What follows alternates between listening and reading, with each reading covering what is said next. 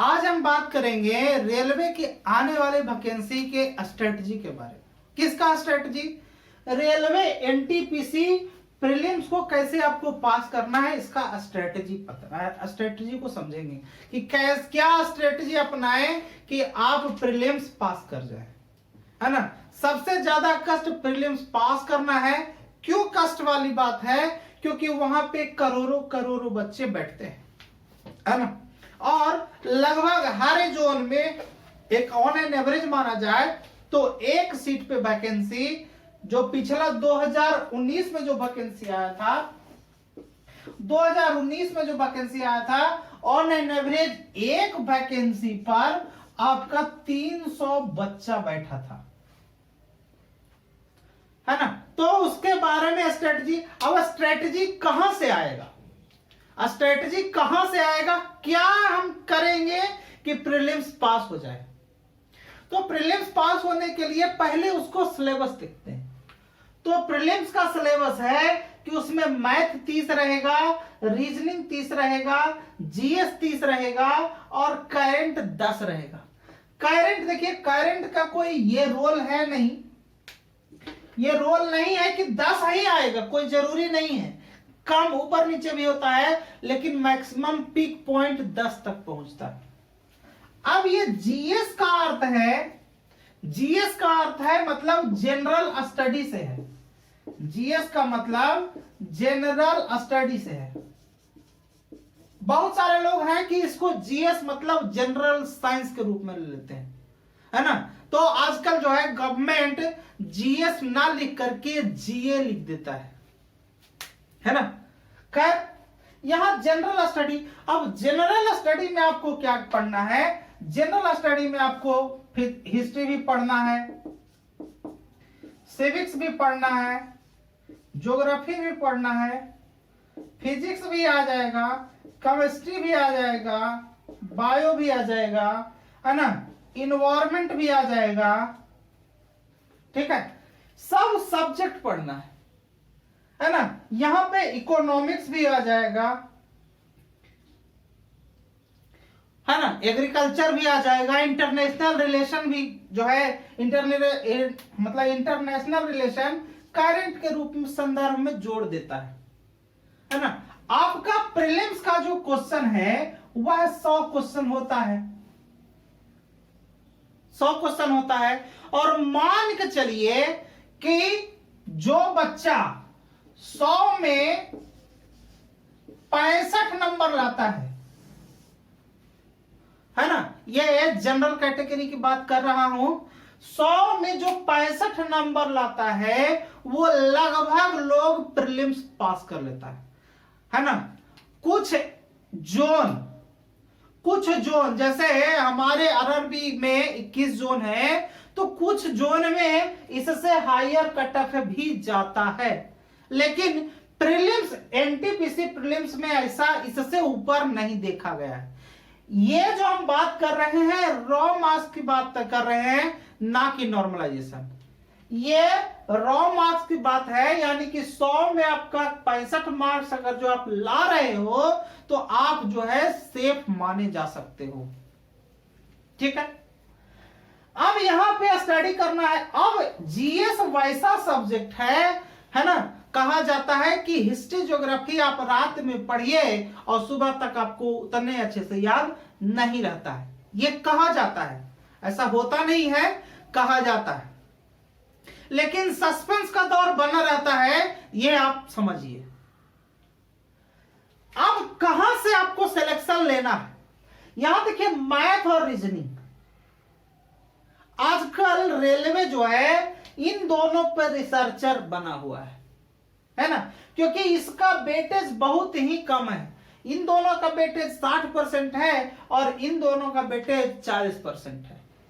आपको 65% लाना है ना। जो ज्यादा से ज्यादा बुद्धिमान है और जो कम से कम भी बुद्धिमान है, वो ये सोचता है कि ये यहां से रिजल्ट आएगा। कुछ लोग मैथ और रीजनिंग छोड़ करके भाग जाते हैं और कुछ लोग जो है जीएस और करंट को छोड़ के भाग जाते हैं। जिनका करंट मजबूत होता है उस पे ही ध्यान, जिसका जो चीज मजबूत होता है वो उसी पे ध्यान देता है। पहली बात को समझिए।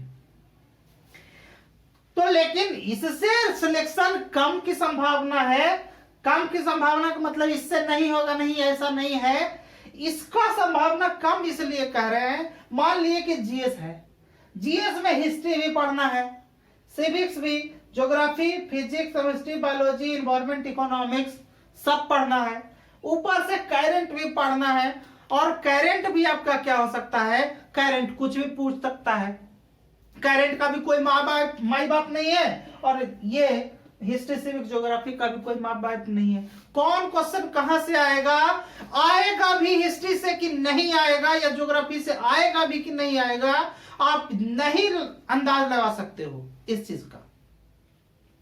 तो हमको इस पे काम करना होता है। पिछला जो 2016 में एग्जाम हुआ था, 2015 नोटिफिकेशन नंबर 2015 नोटिफिकेशन नंबर और 2019 नोटिफिकेशन नंबर में यह देखा गया कि मैथ और रीजनिंग, मैथ तो उतना परेशान नहीं कर सकता है, मैथ आप चाहो तो 25 तक आराम से बना सकते हो आउट ऑफ 30। मैथ उतना नहीं परेशान करता है, लेकिन रीजनिंग आसान लगता है, लेकिन यही आपको क्या कर सकता है, परेशानी में डालता है। रीजनिंग का परेशानी कहां से पैदा करता है, ये जो है साइलोलिज्म,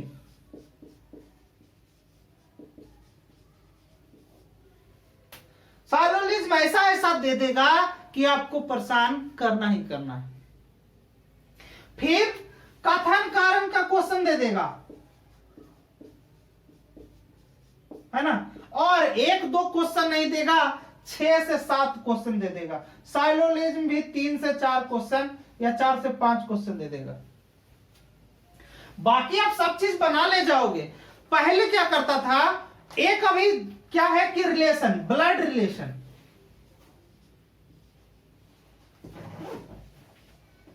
ब्लड रिलेशन में भी क्या होता था कि क्वेश्चन देता था और मात्र जो है एक ब्लड रिलेशन दे दिया तो 3 क्वेश्चन बता देता था, मतलब उससे बनता था। ठीक है, तो आजकल क्या है कि क्वेश्चन ब्लड रिलेशन से भी एक ही दे देगा और क्या कर देगा, क्वेश्चन लेंदी कर देगा। ठीक है, तो मेहनत कहां करने की जरूरत है, रीजनिंग में मेहनत यहां सबसे ज्यादा करने की जरूरत है। ये मात्र अगर जो ये क्वेश्चन और बढ़ाएगा तो 3 क्वेश्चन तक देगा, लेकिन एक बात समझिए कि इस क्वेश्चन को क्या कर देगा, थोड़ा लेंदी कर देगा, है ना। अलग जैसे पहले क्या होता था कि एक क्वेश्चन देता था, एक क्वेश्चन से ही 3 क्वेश्चन उसमें इंक्लूड कर रहते थे और तीनों क्वेश्चन बन जाता था, लेकिन ऐसा नहीं है। तो मेहनत करने के, अब देखिए रिजल्ट आपका देगा कौन, अगर जो आप रीजनिंग पे मेहनत कर गए और कितना भी आप काम किए तो मान के चले तो 22 से 25 तक तो कर ही ले जाएंगे 30 में। ठीक है, तो 22-25 कर ले जाएंगे तो 25 आपका यहां से आ गया, यहां 25 ना मान करके 22 ही ले लेंगे तो कितना हो जाएगा, 47। 47 सिर्फ इससे आ रहा है। अगर जो आपका थोड़ा डल हुआ तो, अगर जो डल नहीं है तो ये आंकड़ा 47 से लेकर के आपका 55 तक वैरी करेगा। 47 से लेकर के अगर जो आप 55 लाएंगे तो यहां से आपका 10 से 12 मार्क्स आप आसानी से उठा सकते हैं, चाहे कितना भी डल लड़का हो, है ना। अगर जो यहां पे 55 उठा ले रहे हैं या 50 उठा ले रहे हैं तो यहां 10 से लेकर के 12 नहीं 15 आसानी से कर ले जाएंगे। ठीक है, तो हमें क्या करना है कि एनटीपीसी प्रीलिम्स को कैसे पास करें, तो हमको वर्क तो करना है सब पे, नो डाउट। ऐसा नहीं है कि वर्क कम करना। अब इस पे प्रेशर, इन दोनों पे प्रेशर, अब ये आएगा कहां से? ये जब भी आप करोगे तो ये बिना प्रैक्टिस के नहीं होगा। इसके लिए आपको प्रैक्टिस करना ही पड़ेगा। चाहे आप कितना भी धुरंधर खिलाड़ी हो, आपको प्रैक्टिस करना ही पड़ेगा। एकदम 100%। मान लीजिए बिना प्रैक्टिस का कोई बच्चा पास नहीं कर सकता है, चाहे वह ब्रिलियंट ही क्यों हो ना हो, है ना। एक आधू को छोड़ दिया जाए, है ना, अपवाद में कुछ लोगों को छोड़ दिया जाए, लेकिन हिसाब से समझिए कि जब तक कि आप प्रैक्टिस नहीं करेंगे, जब तक कि आप सक्सेस नहीं हो सकते हो।